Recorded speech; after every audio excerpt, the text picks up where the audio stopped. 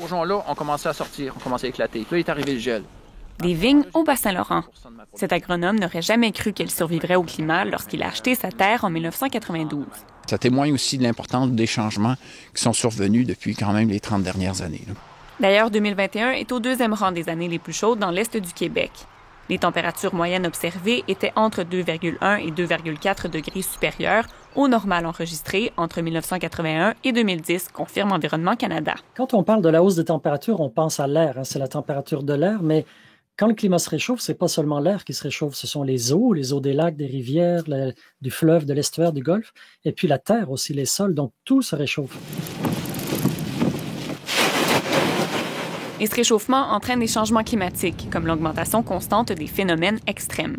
Inondations récurrentes, coups de froid brefs et intenses, vagues de chaleur et sécheresse, le climat devient plus variable, de quoi inquiéter les agriculteurs. Elles peuvent détériorer grandement les possibilités de rendement, puis détériorer grandement la qualité de vie d'un producteur agricole qui se casse la tête à obtenir des rendements, mais sans pouvoir les avoir compte tenu de cette réalité-là. Je pense que la meilleure observation, on a les deux pieds dedans présentement, la neige.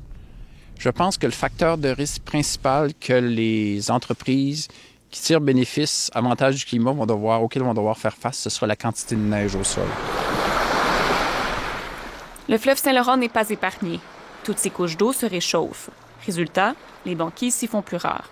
Mais on a une tendance au réchauffement dans le golfe Saint-Laurent qui est plus forte, qui est plus accentuée l'hiver que l'été. Les hivers se réchauffent plus rapidement que les étés. L'an passé, ce chiffre-là, ça a été 3,1 degrés plus chaud.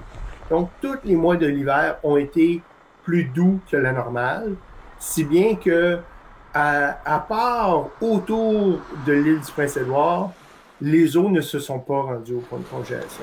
Les chercheurs sont unanimes, l'Est du Québec est appelé à changer. Ici Chanel Guérin, Radio-Canada, Rimouski. Ici Est du Québec.